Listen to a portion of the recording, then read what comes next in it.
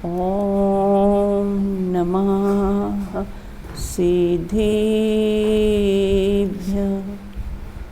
मोक्षमार्गस्य नेतारं भेतारं कर्मभूव्रता ज्ञातारं विश्वतत्त्वानां वन्दे तद्गुणलब्धये वन्दे तद्गुणलब्धये तत्त्वार्थसूत्रकर्तारं गृहीतपीठोपलक्षितं वन्दे गणीन्द्रसञ्जात मुमा स्वामी मुनीश्वरं मुमा स्वामी मुनीश्वरम। अपनी चर्चा यहाँ पर तत्वार्थ सूत्र ग्रंथ के माध्यम से 5वें अध्याय जिसमें अजीव तत्व का वर्णन है उस पर अपनी चर्चा अपन ने प्रारंभ की थी। पूर्व में हमने चर्चा की थी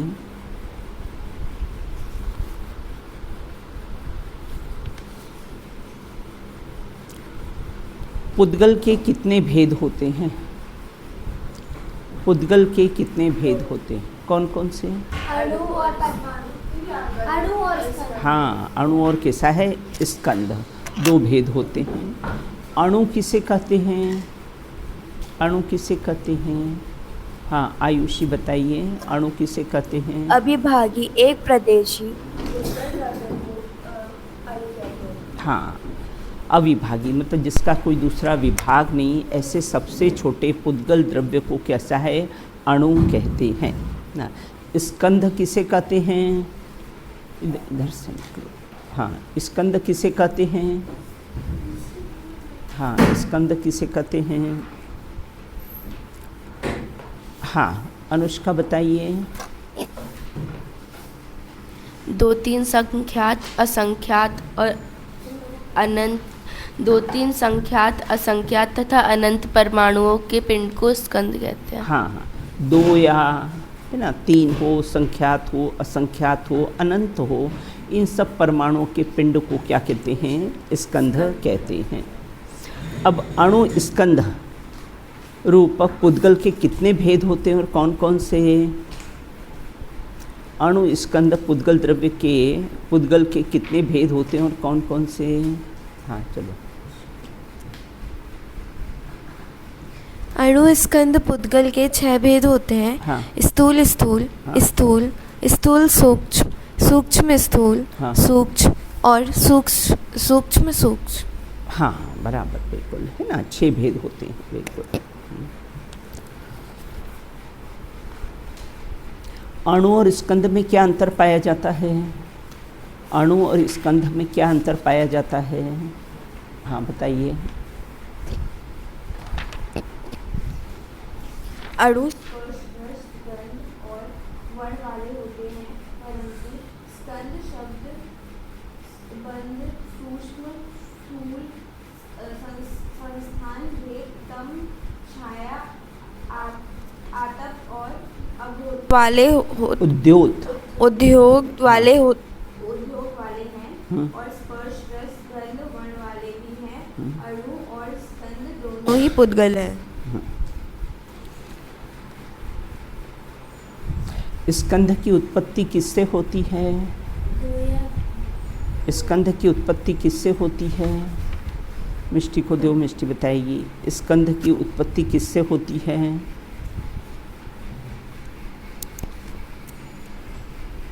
स्कंद की उत्पत्ति भेद से, संघात से और भेद संघात दोनों से होती है। एक साथ भेद और संघात, इन दोनों से स्कंध की उत्पत्ति कैसे होती है? हाँ बताइए। जब अन्य स्कंध से भेद होता है और अन्य का संघात होता है, तब एक साथ भेद और संघात दोनों से स्कंद की उत्पत्ति होती है। अणु की उत्पत्ति किससे होती है? अणु की उत्पत्ति किससे होती है? हाँ आयुषी बताइए। अणु की उत्पत्ति भेद से होती है। भेद संघात और भेद संघात से अणु की उत्पत्ति हो सकती है क्या? अच्छा, जैन दर्शन में अणु और परमाणु में क्या अंतर है? बताओ बेटा। जैन दर्शन में अणु और परमाणु को एक ही माना है। नमी नहीं आई क्या? इतनी अपनी चर्चा हो चुकी थी, अब अपन आगे चर्चा करेंगे। बिल्कुल 28वें सूत्र से अपन चर्चा प्रारंभ करेंगे। भेद भेद संघाताभ्याम संघाताभ्याम संघाताभ्याम संघाताभ्याम चाक्षुषः चाक्षुषः पढ़िए। भेद संघाताभ्याम चाक्षुषः। एक बार फिर से पढ़िए। भेद संघाताभ्याम चाक्षुषः। चाक्षुषः। चलो पढ़ो। हाँ पढ़ो बेटा। भेद संघाताभ्याम चाक्षुषः। हाँ चलो अनुष्का पढ़ो।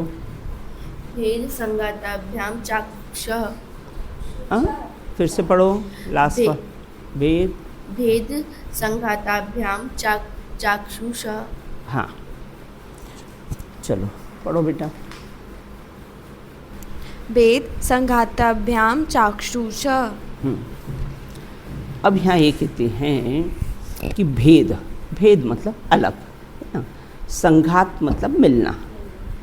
तो भेद और संघात से क्या होता है?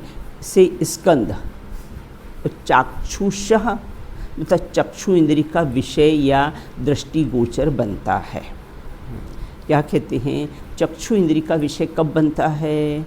बोले भेद और संघात से जब अलग हो जाते हैं या तो फिर मिल जाते हैं, उससे कैसा है वो चक्षु इंद्रिय का होता है। जैसे है ना हल्दी और चूना अलग अलग है ना, और फिर मिल जाते हैं तो उनका एक दूसरा तीसरा रंग हो जाता है। कौन सा? लाल है ना।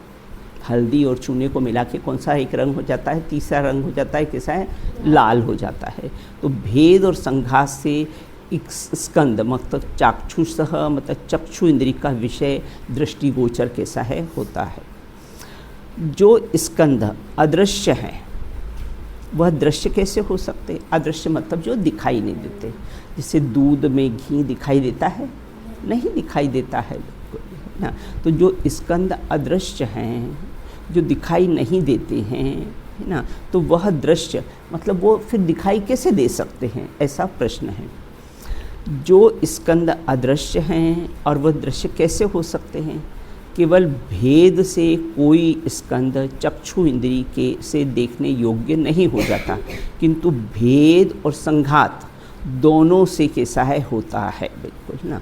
अकेला भेद करने से चक्षु इंद्रिय का विषय नहीं होता है, लेकिन जब कैसा है भेद करते हैं और जब मिला हुआ होता है तब कैसा होता है? वो चक्षु इंद्रिय का विषय बन जाता है। जैसे दूध में घी है ना, मिला हुआ हो ना तो भी हमारा चक्षु इंद्रिय का विषय कैसा है? बनता है। अब कहते अचाक्षुषः। अचाक्षुष से चाक्षुष रूप में परिणमन कैसे होता है? एक सूक्ष्म स्कंद के टूटने से उसके दो टुकड़े हो जाने पर वह सूक्ष्म ही बना रहता है, इंद्रियों से देखा नहीं जाता है। किंतु जब सूक्ष्म और स्कंद दूसरे स्कंद से मिलकर अपने सूक्ष्मपने को छोड़कर स्थूल रूप से धारण कर लेता है तो कैसा चाक्षुष रूप में परिणम होता है। बिल्कुल है ना। देखो जो ऑक्सीजन और हाइड्रोजन, जो साइंस के स्टूडेंट है ना, ऑक्सीजन और हाइड्रोजन जब दोनों मिलते हैं तब क्या बन जाता है?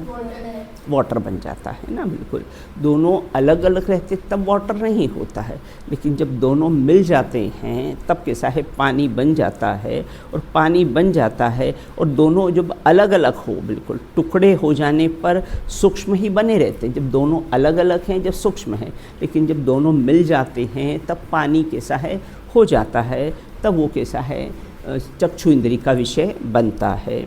तो सूक्ष्मपने को छोड़कर स्थूल रूप से धारण कर लेता है तो चाक्षुष रूप से परिणमन हो जाता है।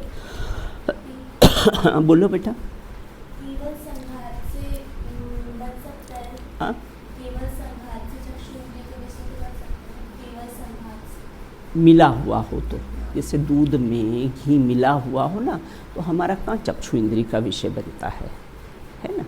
जब हम अलग करते हैं उनको तब हमारा कैसा है कि अब इसमें घी है। दूध में घी मिला हुआ हो तो आप बता सकते हो। और एक काम करना, दूध में घी है ना, तो अब हम जो चपाती बनाते, रोटी बनाते ना, तो दूध लगा ले, घी तो है इसमें, क्या फ़र्क पड़ता है? इसमें है ना, तो अपन कैसे लगा ले, है ना। लेकिन नहीं ना, क्या होता है कि जब उसको अलग करते हैं तभी हमको मालूम पड़ता है। जब संघात होता है, कभी संघात होता है तो हमको कैसा है? दिखाई नहीं देता। भेद करने पर ही कैसा है? हमको दिखाई देता है। देखो, जैसे हम पानी में बेटा फिटकरी मिलाते हैं ना, स्वच्छ करने के लिए, तो जब वो भेद होता है तब कैसा है? मल हमको कैसा है? नीचे बैठ जाता है, तब हमको कैसा है? दिखाई देता है। बिल्कुल, है ना। अब आगे कहते हैं, देखो बहुत महत्वपूर्ण सूत्र है अपना, सद्द्रव्य लक्षणम। सद्द्रव्य लक्षणम, हाँ बोल, एक बार फिर से पढ़ लीजिए। सद, सद मतलब सत, सत्ता, उसका अस्तित्व जो कभी नाश होता नहीं है। तो बोले द्रव्य का लक्षण क्या है? बोले जैसे, क्योंकि लक्षण से ही लक्ष्य की प्राप्ति होती है। जैसे शक्कर का लक्षण क्या है? मीठापन, मीठा। शक्कर का लक्षण क्या है? मीठापन।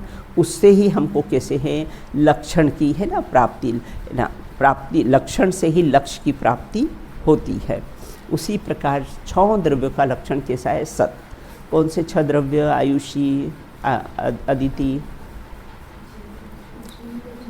हाँ,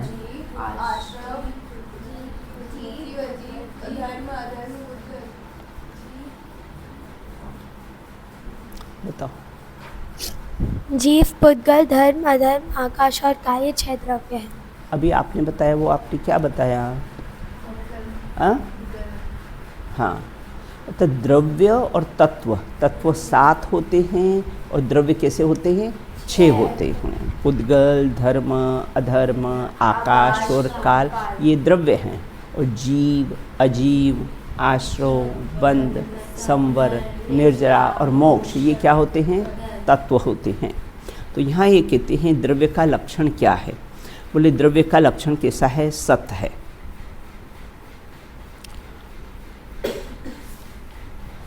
जैसे है ना, द्रव्य का लक्षण सत्य मतलब उसका अस्तित्व होना चाहिए। बोले आकाश के फूल का कलर कैसा है? आकाश के फूल का कलर कैसा है मिष्टी? होते हैं, पहली बात तो ये बताइए। तो जब है ही नहीं तो कलर कैसे होगा? जब है ही नहीं तो उसका अस्तित्व, उसका कलर कैसे होगा? बिल्कुल। तो यहाँ ये कहते हैं, अच्छा राहुल गांधी की पत्नी कैसी है? लंबी है, मोटी है, गोरी है, कैसी? अस्तित्व ही नहीं है। मोदी जी का पुत्र कैसा है? है ही नहीं। तो जो है ना, तो उसका लक्षण होगा। तो 6 द्रव्य कैसे हैं और उसका लक्षण कैसा है? सत। सत मतलब सत्तावान, उसका अस्तित्व है ना। तो यहाँ कहते हैं प्रत्येक द्रव्य में कितने गुण पाए जाते हैं? तो हम कैसा है? हम भी कोई द्रव्य हैं कि नहीं हैं? जीव द्रव्य। तो हमारा भी लक्षण क्या है? सत है। मतलब हम अस्तित्ववान हैं, हमारा कभी नाश हो सकता नहीं है, बिल्कुल, है ना। अब कहते हैं प्रत्येक द्रव्य में कितने गुण पाए जाते हैं? बोले प्रत्येक द्रव्य में 6 सामान्य गुण पाए जाते हैं। कौन कौन से? अस्तित्व, अस्तित्व, द्रव्यत्व, प्रमेयत्व, अवयवत्व और प्रदेशत्व। प्रदेशत्व 6 पाए जाते हैं। सत, यह लक्षण सब द्रव्यों में कैसे घटित होता है? आप बताइए। हम तो नहीं मानते कि सभी द्रव्य है भाई, चलो जीव द्रव्य है, इसमें आत्मा है, वो तो कैसा है? सत्य है, उसका अस्तित्व है, बिल्कुल। लेकिन पुद्गल द्रव्य तो नष्ट हो जाता है। अभी हमने इसको कैसा है? लकड़ी है, इसको जला दी तो ये राख हो जाता है। हाँ, बहुत बढ़िया है ना। हाँ, उसका अस्तित्व समाप्त नहीं होता है, उसकी कैसी है? पर्याय ही बदलती है। तो सत, यह द्रव्य सब द्रव्यों में कैसे घटित होता है? यद्यपि द्रव्य अनेक हैं और उसकी विविधता भी कैसी है? सकारण है, तथापि सत रूप से सब एक ही है, इसलिए सत लक्षण सब द्रव्यों में कैसा है? घटित होता है, बिल्कुल, है ना। क्योंकि यद्यपि द्रव्य तो अनेक हैं, अनेक इस अपेक्षा से जैसे पुद्गल है। अब पुद्गल में भी अपने देखा ना, स्थूल स्थूल स्थूल सूक्ष्म, ये है ना, कितने सारे पुद्गल पाए संख्या की अपेक्षा से है, बिल्कुल, है ना। तो द्रव्य तो कैसे हैं? अनेक हैं, परंतु उनकी विविधता, अलग अलग विविधता मतलब अलग अलग प्रकार के कारण का सकारण है, तथापि सद रूप से सब है। अगर हम सत्ता रूप से उसका लक्षण देखें तो कैसा है? सब एक ही है, 6 द्रव्य एक ही है। कैसे एक है? क्योंकि सभी सत है, सबका अस्तित्व है ना। जैसे आप हो ना, बोले आत्मार्थी की अपेक्षा से आप कैसे हो? सब एक हो, क्योंकि सभी कैसे आत्मार्थी है ना। और अगर संख्या की अपेक्षा से देखें, क्षेत्र की अपेक्षा से देखें तो कैसा है? सब अलग अलग स्थान से कैसी है? आई हुई है। तो तथा यद्यपि द्रव्य अनेक है, उसकी विविधता भी सकारण है, तथापि सद रूप से सब एक हैं, इससे सत लक्षण कैसा है? सब द्रव्यों में घटित होता है। अब अपने को इसको पढ़ने से लाभ क्या हुआ? लाभ क्या हुआ प्रियांशी? लाभ ये हुआ कि साहब मैं सत्ता स्वरूप हूँ, मैं अस्तित्व वाला हूँ, मेरा कभी मरण होता नहीं है, मैं सदाकाल रहता हूँ, मैं तो कैसा हूँ? अजर हूँ, अमर हूँ, न मरता कभी, चिदानंद शाश्वत, न डरता कभी। कैसा हूँ? ये क्या है ना, ये सद्द्रव्य कैसा है? लक्षण है ना। अब कहते हैं उत्पाद व्यय ध्रुव युक्तम सत। उत्पाद व्यय ध्रुव युक्तम सत। हाँ, अब कैसे है? उत्पाद व्यय ध्रुव युक्तम सत। देखो ये महत्वपूर्ण सूत्र है, सब है ना। फिर से बोलो, उत्पाद व्यय ध्रुव युक्तम सत। हाँ, फिर से पढ़िए एक बार। उत्पाद व्यय ध्रुव युक्तम सत। चलो पढ़ो, आयुषी पढ़ो। उत्पाद व्यय द्रव्य युत्पम स। चलो अनुष्का पढ़िए। उत्पाद व्यय द्रव्य युक्तम सत। उत्पाद व्यय द्रव्य युक्तम सत। देखो जब यहाँ पर पढ़ाया जाता है ना, उस समय आप ध्यान से देखा करो बुक में कि देखो कैसे शब्द का उच्चारण करते हैं। तो यहाँ ये कहते हैं, पहले तो कहा है कि सद्द्रव्य लक्षणम, सभी द्रव्य का लक्षण कैसा है? सत है, लेकिन सत कैसे है ना। तो बोले उत्पाद व्यय ध्रुव युक्तम सत, तीनों से युक्त कैसा है? सत है, बिल्कुल ना। उत्पाद मतलब उत्पन्न होना, वह भी सत है। व्यय मतलब नष्ट होना, वह भी सत है। और द्रव्य जो होता है वो तो कैसा है? सत स्वरूप होता ही है, बिल्कुल, है ना। तो यहाँ ये कहते हैं, देखो द्रव्य और नित्य में एक प्रश्न देखो और है, द्रव्य और नित्य में क्या अंतर पाया जाता है? देखो आपको एग्जाम्स में अंतर के क्वेश्चन भी आएंगे, है ना। द्रव्य और नित्य में क्या अंतर पाया जाता है?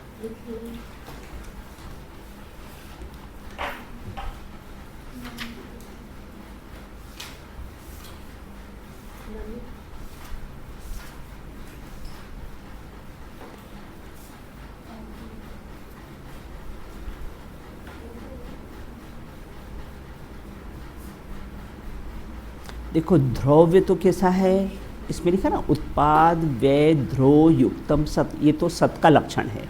द्रव्य तो कैसा है, सत का लक्षण है। और नित्य, नित्य कैसे है, काल की अपेक्षा से है। और नित्य कैसा है, काल की अपेक्षा से कैसा है, नित्य कहा है। इसलिए वैसे तो कैसा है, सामान्य अपन अर्थ लेना ये अंशी, तो दोनों का एक ही अर्थ होता है, द्रव्य और नित्य। लेकिन हम सूक्ष्मता से अगर उसमें अंतर डालेंगे तो कैसा है, द्रव्य में और कैसा है, सत में लक्षण, ये द्रव्य में और नित्य में अंतर पाए। तो द्रव्य तो कैसा है, सत का लक्षण है। और नित्य कौन है, बोले काल की अपेक्षा से कैसा है, नित्य कहा गया। अपने द्रव्य का लक्षण पहले 3 देखे थे, कैसा है, नित्य है, अवस्थित है, ये लक्षण अपन ने देखे थे। तो यहाँ देखो उत्पाद व्यय किस में होता है, सेकंड क्वेश्चन, उत्पाद व्यय किस में होता है, द्रव्य में होता है, गुण में होता है या पर्याय में होता है ना, लिखो, है ना। उत्पाद व्यय किस में होता है बेटा, मैं एक कॉमन क्वेश्चन पूछ रहा हूँ। उत्पाद व्यय और द्रव्य, है ना, ये उत्पाद व्यय किस में होता है, हाँ, तो किस में होता है, पर्याय में होता है। उत्पाद व्यय किस में होता है, पर्याय में होता है। क्योंकि द्रव्य तो कैसा है, सत है, द्रव्य तो कैसा है, द्रव्य और गुण तो कैसे, उसमें कैसा है, उत्पाद व्यय नहीं होता है। उत्पाद व्यय मात्र किस में होता है, पर्याय में ही होता है, बिल्कुल। अब उत्पाद व्यय द्रव्य युक्तम सत, क्रमबद्ध पर्याय में इसे त्रिलक्षण पद्धति भी कहते हैं। क्रमबद्ध पर्याय जब आप पढ़ोगे ना तो उसमें कैसे है, उत्पाद व्यय ध्रुव, इसको त्रिलक्षण पद्धति परिणाम भी कहते हैं। जो देखो अब उत्पाद, उत्पाद मतलब उत्पन्न होना, है ना, व्यय मतलब नष्ट होना, और द्रव्य मतलब स्थिर ना। तो कैसे प्रत्येक वस्तु जो होती ना बेटा, प्रत्येक वस्तु होती ना, तो उत्पाद व्यय और द्रव्य सहित ही होती है। युक्तम, युक्तम मतलब एक ही पदार्थ में, है ना, एक पदार्थ दूसरे पदार्थ से पृथक करता है। युक्तम मतलब स्थिर, ये द्रव्य मतलब स्थिर, और युक्तम मतलब एक पदार्थ से दूसरे पदार्थ को पृथक करना। और किसे सत, सत मतलब अस्तित्व, है ना। तो उत्पाद मतलब उत्पन्न होना, व्यय अर्थात नष्ट होना, और किसे द्रव्य मतलब स्थिर रहना, और युक्तम मतलब एक पदार्थ से दूसरे पदार्थ को पृथक करता है। और उन सब तीनों का लक्षण क्या है, सत। उत्पाद भी सत है, व्यय भी सत है। हमको लगता है कि व्यय सत कैसे हैं, जैसे हम मोती की, है ना, व्यय तो नष्ट हो गया है, व्यय मतलब नष्ट हो जाना, तो वो सत कैसे है। जैसे हम माला फेरते हैं ना, माला फेरते हैं ना हम, तो क्या करते हैं, हमने एक दाना पकड़ा, है ना, ये उत्पाद हो गया। पीछे के दाना छोड़ा, वो कैसा हो गया, व्यय हो गया। लेकिन उसमें जो धागा है वो कैसा है, द्रव्य। धागा कैसा है, पूरा द्रव्य। एक एक मोती में वो एक एक दाना का अस्तित्व, एक एक दाने में, है ना, धागे का अस्तित्व पाया जाता है ना। एक एक मोती में, मोती की एक माला में कैसा होता है, एक एक धागे का, पूरे धागे का कैसा अस्तित्व पाया जाता है। तो उत्पाद भी सत है, व्यय भी सत है। देखो हमने उत्पन्न, ये ऊपर का एक दाना पकड़ा, वो माला में बिल्कुल स्थिर रहता है ना बेटा। हमने एक दाना पकड़ा, हमने माला गुनी तो हमने एक दाना पकड़ा बिल्कुल, तो वो भी कैसे, ये उत्पाद हुआ, तो वो भी अपने स्थान पर सत है ना। हमने पीछे का दाना छोड़ा, है ना, मोती की माला में पीछे का मोती हमने छोड़ दिया बिल्कुल, है ना, तो वो भी अपने स्थान पर सत है ना। नष्ट हो गया क्या, व्यय हो गया क्या, नहीं हुआ ना, है ना। समझ में बात आ रही है क्या, है ना। तो उत्पाद, व्यय और द्रव्य तीनों ही सत है। तो कैसे सत है, हमको ऐसा लगता है कि द्रव्य तो सत है, स्थिर है, लेकिन उत्पाद व्यय कैसे सत हो सकता है।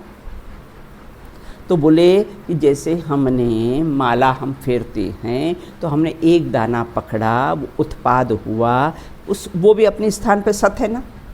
आगे पीछे होता है क्या, हम माला में आगे आगे बढ़ते जाते हैं, लेकिन वो दाने अपने स्थान पे सत है ना। हमने जिसको छोड़ दिया है, व्यय मतलब उसको छोड़ दिया है, वो भी अपने स्थान पर कैसा है, सत है बिल्कुल ना। तो इस प्रकार उत्पाद भी सत है, व्यय भी सत है और द्रव्य भी कैसा है, सत।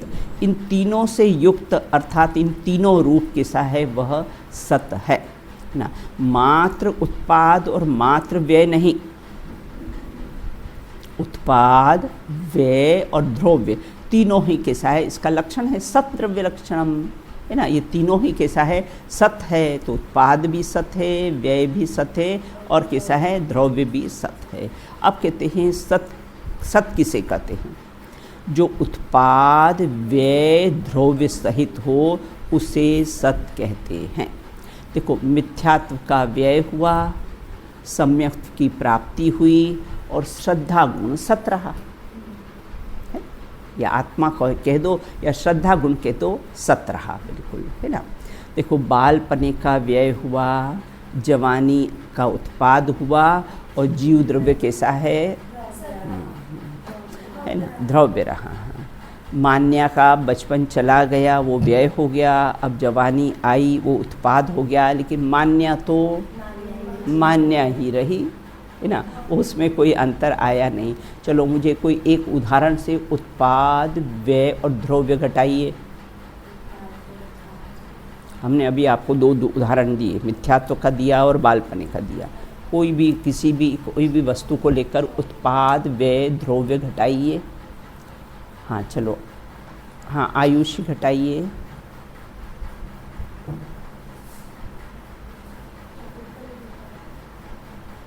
हमने जैसे चॉकलेट ली, वो उत्पाद हुआ, उसका मतलब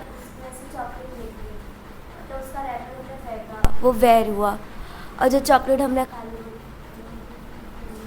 नहीं, गलत बात, बिल्कुल, है ना। चलो घटा, और हमेशा बेटा अच्छी चीज़ों पे घटाना, है ना। जब भी कभी घटाना ना तो अच्छे, देखो जैसे हमने दो आपको उदाहरण दिए थे ना, एक मिथ्यात्व का व्यय हुआ, है ना। चलो घटाओ।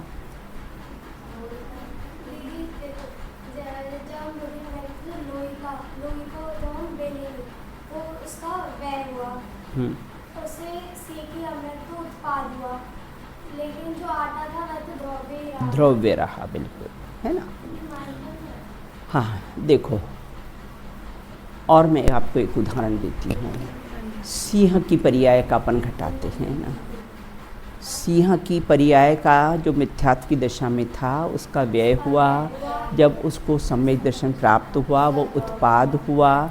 लेकिन चाहे महावीर हो, चाहे मारीची हो, चाहे सिंह हो, वो कैसा है, द्रव्य ही रहा, है ना। वो कैसा है, द्रव्य ही रहा।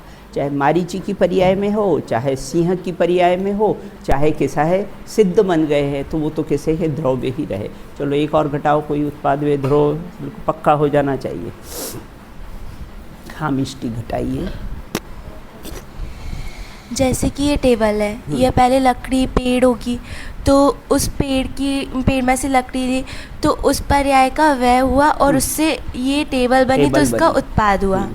लेकिन यह रही तो पुद्गली ना, हाँ, तो यह द्रव्य बना, वो द्रव्य हुआ। हाँ, चलो बताओ पियाजी। जैसे दूध है तो दूध से दही बना, तो उसमें दूध के पर्याय का व्यय हो गया, हाँ। और दही का उत्पाद हो गया। हाँ। लेकिन वह जो वस्तु थी पुद्गल की जो पर्याय थी वह, अच्छा दूध तो दोनों में रहा ना। हाँ भैया? दूध तो दोनों में रहा। और हाँ। फिर इसी प्रकार फिर दूध से दही बना, फिर दही से छाछ बनी, तो हाँ। दही का व्यय हो गया और छाछ का उत्पाद हो गया। पर तीनों ही पर्याय में दूध रहा। दूध तो कैसा है, द्रव्य ही रहा, बिल्कुल, है ना। पक्का हो गया, उत्पाद वे द्रव्य। हाँ, अब यहाँ ये कहते हैं कि जो उत्पाद, जैसे अभी श्रेणिक राजा है ना, पहले कैसे हैं, नरक में, है ना, अभी नरक में है ना श्रेणिक राजा, बिल्कुल ना। अब उसके बाद आके यहाँ मनुष्य पर्याय धारण करेंगे, उसका उत्पाद हो गया और कैसे नरक की पर्याय का व्यय हो गया। लेकिन अब भविष्य में सिद्ध होंगे, श्रेणिक राजा भविष्य में कैसे भगवान बनेंगे ना, सिद्ध होंगे, तो वो कैसे हैं, आत्मा तो उनका कैसा है, द्रव्य ही रहा, चाहे नरक में हो, चाहे यहाँ पर हो, चाहे हाँ सिद्धालय में हो, आत्मा उनका कैसा है, द्रव्य ही रहा, बिल्कुल। अब यहाँ कहते हैं जो उत्पाद व्यय द्रव्य सहित हो उसे क्या कहते हैं, सत कहते हैं। उत्पाद किसे कहते हैं, चेतन अचेतन द्रव्यों में अपनी जाति का त्याग किए बिना नवीन पर्याय की प्राप्ति हो उसको क्या कहते हैं? उत्पाद कहते हैं। चेतन अचेतन द्रव्यों में अपनी जाति का त्याग किए बिना नवीन पर्याय की कैसी है प्राप्ति हो जाती है, उसको क्या कहते हैं? उत्पाद कहते हैं। जबकि तीनों सत हैं बेटा, उत्पाद भी सत है, व्यय भी सत है, और द्रव्य तो कैसा है? सत्स्वरूप है ही बिल्कुल। और पूर्व पर्याय का कैसा है? त्याग होना, वह कैसा है? व्यय हुआ। देखो द्वादशांक का जो 14 पूर्व है ना, जिसके प्रथम पूर्व में द्रव्य के है ना 81 भेद बताए हैं, और भाव दीपिका में पृष्ठ में भी 103 में भी कैसे हैं? व्यय के कैसे हैं? अनेक भेद बताए हैं। पूर्व पर्याय का त्याग, उसका नाम कैसा है? व्यय। पूर्व पर्याय का त्याग होना, उसका नाम कैसा? व्यय है। और द्रव्य, पूर्व पर्याय का नाश और नवीन पर्याय का उत्पाद होने पर भी अपने अनादि स्वभाव को जो नहीं छोड़ता है, वह कैसा है? द्रव्य ही रहता है। द्रव्य मतलब स्थिर, द्रव्य मतलब कैसा है? स्थिर होना। जैसे प्रत्यभिज्ञान के कारणभूत द्रव्य की किसी भी अवस्था का कैसा है? निकलना। तो पूर्व पर्याय का नाश, नवीन पर्याय के उत्पन्न होने पर जो अनादि स्वभाव है, जो शाश्वत स्वभाव है, वह कभी कैसा है? उसको कैसा है? छोड़ना, न छोड़ना, वो कैसा है? द्रव्य। तो 3 बातें हो गई ना, उत्पाद, व्यय और द्रव्य। उत्पाद मतलब नवीन पर्याय का उत्पन्न होना, व्यय मतलब पूर्व पर्याय का नाश होना, और द्रव्य मतलब कैसा है? उसमें स्थिर रहता है, मतलब है ना। उत्पाद और व्यय, समुद्र की लहरें का उत्पाद होना, फिर व्यय होना, लेकिन समुद्र कैसा है? द्रव्य है ना। समुद्र सदा ही स्थिर रहता है, बिल्कुल ना। चेतन द्रव्य अचेतन रूप होता है या नहीं? एक द्रव्य दूसरे द्रव्य रूप होता नहीं है। अपना आत्मा इस शरीर अचेतन पुद्गल में रहता है ना, तो पुद्गल अचेतन रहता है और आत्मा उसमें कैसा है? चेतन रहता है, बिल्कुल है ना। चेतन कभी अचेतन नहीं होता है, अचेतन कभी चेतन हो सकता है। 5 द्रव्य कैसा है? अचेतन है। तो चेतन द्रव्य कभी अचेतन और अचेतन द्रव्य कभी भी चेतन होता नहीं है। उत्पाद व द्रव्य में अवस्था भेद है या काल भेद है? बहुत अच्छा प्रश्न है। क्या कहते हैं? उत्पाद व द्रव्य तीनों एक साथ उत्पन्न हुए। अंधकार का व्यय हुआ, प्रकाश का उत्पन्न हुआ, सूर्य कैसा है? द्रव्य रहा, है ना। अब तीनों में काल भेद है कि नहीं है? सूर्य पहले उदित हुआ, अंधकार गया, तो कौन पहले और कौन बाद में? हाँ, दोनों कैसे? युगपद होगा। अंधकार का जाना और कैसा है? अपना सूर्य का प्रकाश का उदित होना, दोनों में काल भेद नहीं है, दोनों ही कैसे युगपद होते हैं। इसमें कैसा है? प्रत्येक पदार्थ परिवर्तनशील है, इसमें हर समय परिवर्तन होता है। जैसे दूध से दही, दही से मट्ठा, तीनों अवस्था भेद है, लेकिन काल भेद नहीं है, समय भेद नहीं है। अच्छा, जब मक्खन निकलता है तो छाछ, तो पहले मक्खन की छाछ है ना, उसमें काल भेद नहीं है, पर्याय भेद है। एक मक्खन है और एक छाछ है, बिल्कुल काल भेद है, लेकिन कैसा है? उसमें कैसा है? काल भेद नहीं है, लेकिन अवस्था भेद है, बिल्कुल ना। आगे तीनों अवस्थाओं का त्रैकालिक अन्य रूप कैसे होता है? तीनों अवस्थाओं का त्रैकालिक और अन्वय रूप कैसे होता है? जिस समय तीनों अवस्था मतलब कौन कौन सी? उत्पाद। जिस समय द्रव्य की पूर्व पर्याय का नाश होता है, उसी समय उसकी नवीन पर्याय की उत्पत्ति अवस्था उत्पन्न होती है। फिर भी त्रैकालिक अन्वय स्वभाव, अन्वय मतलब द्रव्य, तो स्वभाव बना ही रहता है। उत्पाद आदि तीनों भिन्न हैं या अभिन्न? तो पर्यायार्थिक नय की अपेक्षा से पदार्थ नियम से उत्पन्न होते हैं, विनष्टे मतलब नष्ट होते हैं, किंतु द्रव्यार्थिक नय की अपेक्षा से सदा अनुत्पन्न और अविनष्ट द्रव्य ही होते। 2 अपेक्षा इन्होंने बता दी हैं। उत्पाद व्यय आदि भिन्न हैं या भिन्न पर्यायार्थिक न्याय की अपेक्षा से कैसे हैं? भिन्न हैं। और द्रव्यार्थिक न्याय की अपेक्षा से कैसे हैं? न तो उत्पन्न होते हैं, न तो कैसा है नष्ट होते हैं, द्रव्य ही रहते हैं। समुद्र और लहरें भिन्न हैं कि अभिन्न हैं? की अपेक्षा से वो बचते भी हैं और विनष्ट भी हैं। बहुत बढ़िया।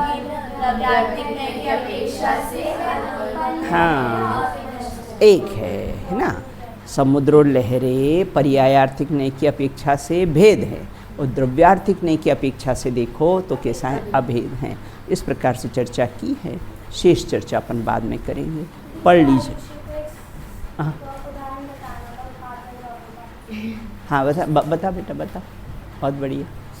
जैसे रावण है, रावण के कर्म का नाश हुआ तो व्यय हुआ। अब वो भगवान बनने वाले हैं तो उत्पाद हुआ। हाँ, और अब उनकी आत्मा तो वही रही। हाँ, तो रावण में या सिद्ध भगवान। बहुत अच्छा उदाहरण सोचा है ना, बढ़िया। चिंतन करेंगे, विचार करेंगे तो नए नए थॉट आएंगे, और विचार नहीं करेंगे तो थॉट नहीं, उसने विचार किया इसलिए उसको दिमाग में वो बात आ गई है। बहुत बढ़िया। चलिए शेष चर्चा हम कैसी है बाद में करें। हाँ हाँ बोलो।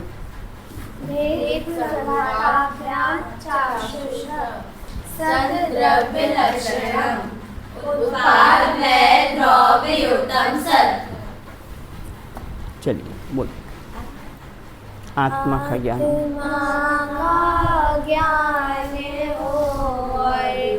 आत्मा का ध्यान हो, आत्मा से ही मेरी संसार में पहचान हो, आत्मा में दिन उदय हो, आत्मा में रात हो, आत्मा अनुभव में आए, आत्मा की बात हो, आत्मा की भावना में ही मेरा अवसान हो, आत्मा के ध्यान में ही मेरा पुनरुत्थान